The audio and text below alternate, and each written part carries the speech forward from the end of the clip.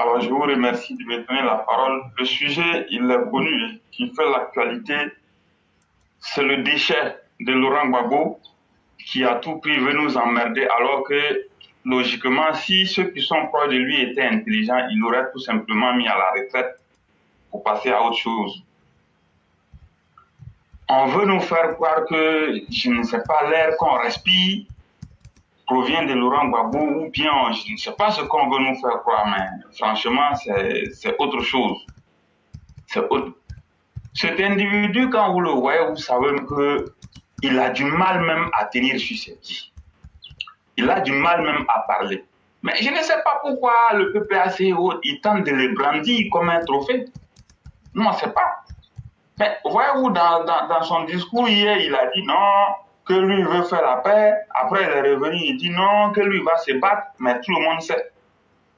Tout le monde sait. Ce dont Laurent il est capable, c'est de chercher à instrumentaliser les masses pour pouvoir assouvir ses sales besoins. C'est cela la réalité. Face à une telle situation, nous pensons qu'il faut la fermeté. Mais ce que je vois déjà, où les gens commencent à faire des balais diplomatiques à la primature, ça sent un arrangement à l'horizon. Nous autres, nous avons toujours dit ceci. Ça ne sert à rien de faire des arrangements qui vont coûter cher plus tard. Tout le monde sait. Si Gbagbo il est remis sur la liste électorale, il va réclamer une amnistie. Si amnistie il y a, après il va réclamer une candidature à la présidence de la République. Laurent Gbagbo, je ne sais pas, il cherche à être candidat à la présidence de la République. Je ne sais pas si c'est qui il veut affronter, moi je ne sais pas.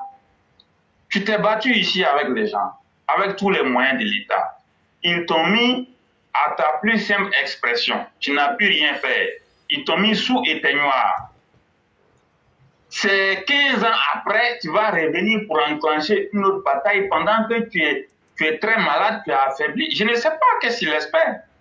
Mais nous l'avons dit, Laurent, s'il engage un énième combat, ce sera le dernier combat où il va être conduit directement au cimetière. Il faut que ce soit clair pour les gens. Et nous le disons sans état d'âme.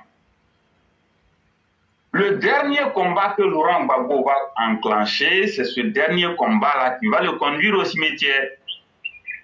Ou bien si on veut même les énièmes. Parce que nous en avons marre. On ne peut pas comprendre que quelqu'un qui n'a jamais rien apporté, qui a détruit l'école ivoirienne, il soit toujours assoiffé de faire parler, je ne sais pas, jamais rien apporté. Tu es affaibli, tu ne peux plus rien apporter, tu n'es plus lucide, tu perds la mémoire, tu portes des couches, tu ne peux même pas tenir sur les pieds. Et tu cherches à faire parler. Ça va répondre à quoi? Donc nous disons ceci, c'est assez clair, Laurent, il faut qu'il prenne sa retraite politique. S'il ne veut pas prendre sa retraite politique et qu'il veut engager une autre bataille, il n'y a pas de problème. Nous, on est prêts pour faire parler. La bataille là sera celle de trop pour lui, puisque cette bataille le conduira tout droit au cimetière. Moi, je l'ai dit sans état d'âme. Parce que nous n'allons pas l'assassiner, mais nous allons engager la bataille comme il se doit. Et lui-même va comprendre que cette bataille-là est celle qu'il ne devait pas engager. Voilà. Donc, s'il n'a pas pitié de lui-même, il n'y a pas de problème. Il peut continuer toujours dans sa logique belliqueuse. Il peut toujours continuer à engager des bras de fer, mais nous disons, la bataille que Laurent va engager, nous allons tenir la bataille. Et lui-même, tellement il sera essoufflé que vers la fin, là, ça va le conduire tout droit au cimetière. Il faut que cela soit clair pour tous. Maintenant, concernant un autre phénomène, dans plusieurs régions, puisqu'ils sont en train de chercher à instrumentaliser les masses. La réalité, c'est que dans plusieurs régions, ils ont commencé déjà des campagnes d'intoxication qui pourraient amener des populations à se révolter ou bien qui pourraient amener des conflits communautaires. Et il faut que le gouvernement, la gendarmerie, la police, les préfets, les sous-préfets soient vigilants, y compris les maires. Nous ne voulons pas de conflits communautaires. Parce que les uns et les autres ont commencé à instrumentaliser les communautés pour pouvoir créer des conflits et ils pensent que ça sera bénéfique pour eux. Nous ne souhaitons pas que cela arrive. Parce qu'on peut constater que dans plusieurs régions, la région du Haut-Sassandra, la région du Go, la vallée du Bandama, le Ifou, le Guemon, le Cavali,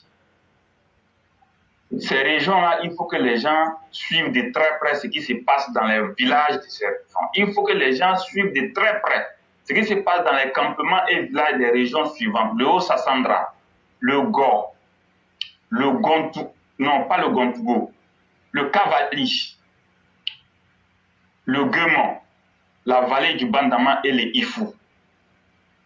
Que les gens regardent de très près ce qui se passe dans les campements et villages.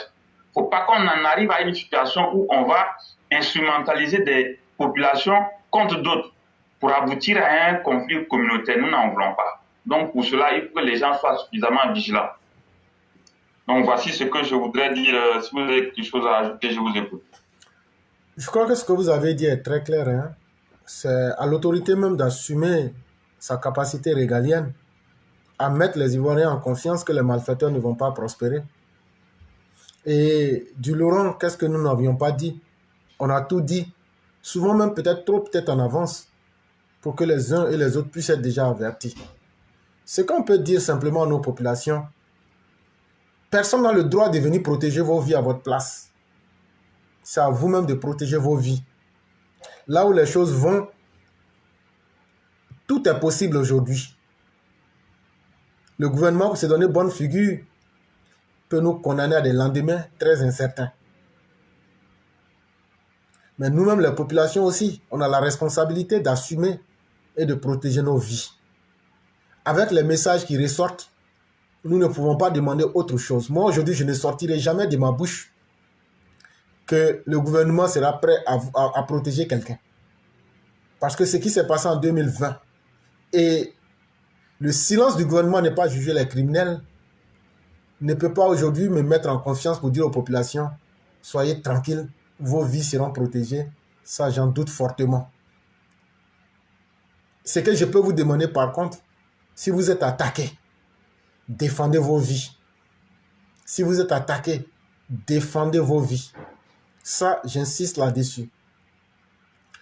Au gouvernement du président Alassane Ouattara, j'aimerais dire ceci, voyez-vous, ce qui fait la grande différence entre une nation en voie de développement et une nation qui veut être émergente pour aller vers le développement, c'est dans la qualité des services basiques qu'on offre à la population.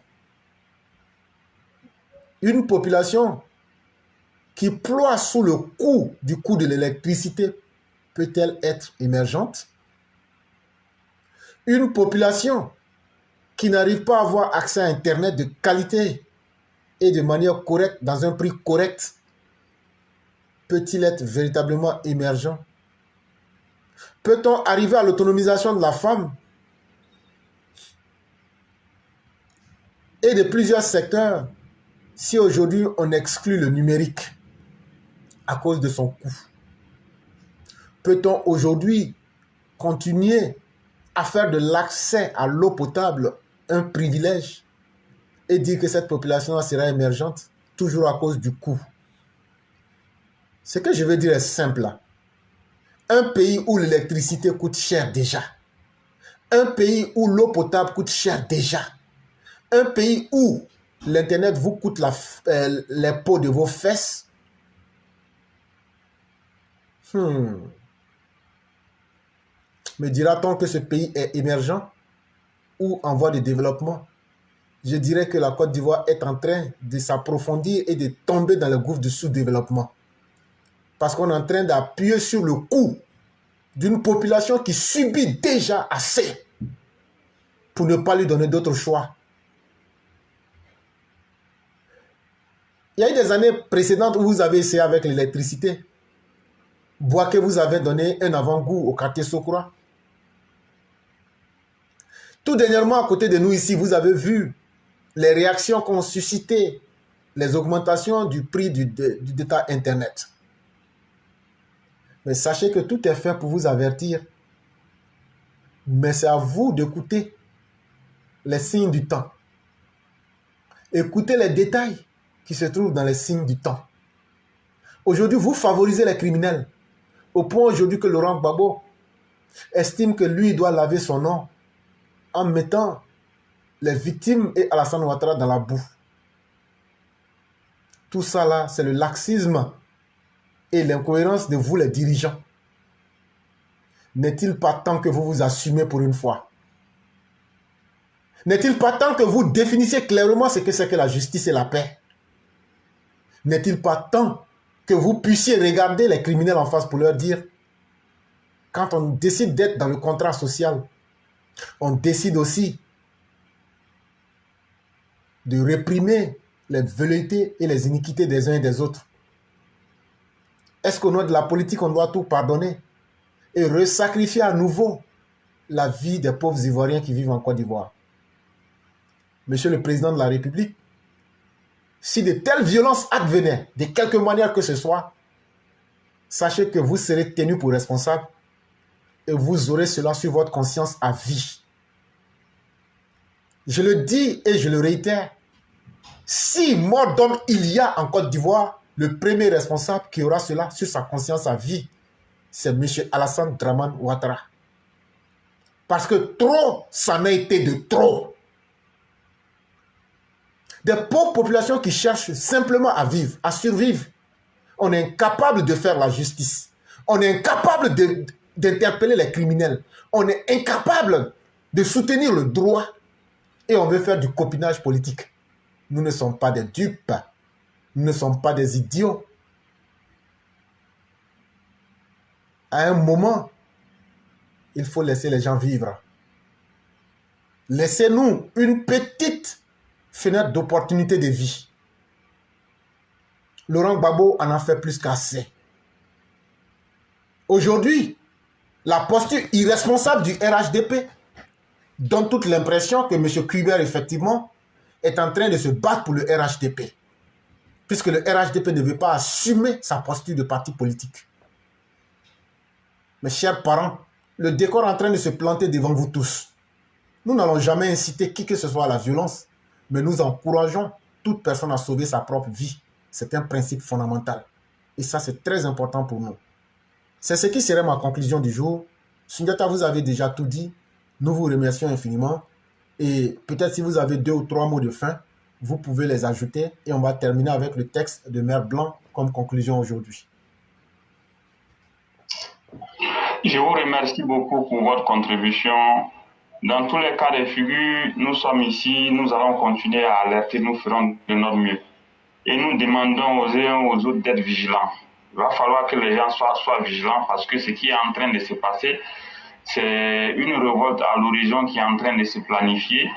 C'est encore une incitation à la violence qui est en train de s'organiser avec l'opposition. Donc il faut que les uns et les autres soient vigilants pour mettre fin à cette éventuelle violence en préparation. Merci beaucoup. Je vous en prie et vous passez une excellente soirée.